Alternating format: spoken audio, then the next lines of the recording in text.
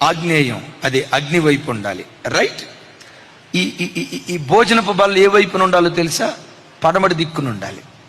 వాళ్ళ విశ్వాసం, వాళ్ళని మనం కించపరచాల్సిన అవసరం లేదు, వాళ్ళ నమ్మకం వాళ్ళది. క్రీస్తులోకి వచ్చిన తర్వాత క్రైస్తవుడికి వాస్తు లేదు. ఒక ఆయన ఏమన్నాడు తెలుసా?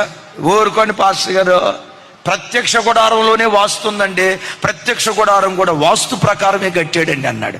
కొసమెరిపి ఇంకొక మాట కూడా ఏమన్నాడు తెలుసా? నోవాహు వాడ కూడా వాస్తు ప్రకారమే కట్టారు అయ్యగారు, ధ్యానిస్తే గానీ మర్మాలు బయటకు వస్తాయి. నేను ఒక మాట అడుగుతాను, బలిపీఠం ప్రత్యక్ష గుడారంలో ఎక్కడుంది? ఆగ్నేయ దిక్కులో ఉందా, ఈశాన్యపు దిక్కులో ఉందా? ఇటు నీళ్లు ప్రవహించాలంటే అక్కడ పెట్టాడు దేవుడు బలిపీఠం. వాస్తు ఉంది అక్కడ?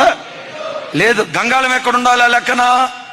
ఇంకొక మాట, ప్రత్యక్ష గుడారంలో డైనింగ్ టేబుల్ ఉందా లేదా? అదే భోజనపు బల్ల సార్, సముఖపు రొట్టెల బల్ల పేరుస్తారు కదా, సముఖపు రొట్టెల బల్ల వాస్తవంగా వాస్తు ప్రకారం పడమట వైపున ఉండాలి. ఎక్కడ ఎటు ఉందో తెలుసా? ఉత్తరం వైపు ఉంది. ఇప్పుడు చెప్పండి, ప్రత్యక్ష గుడారంలో వాస్తు ఉందా? ప్రత్యక్ష గుడారంలో కాదు, క్రీస్తులో ఉన్నవాడికి వాస్తు లేదు. ఒకవేళ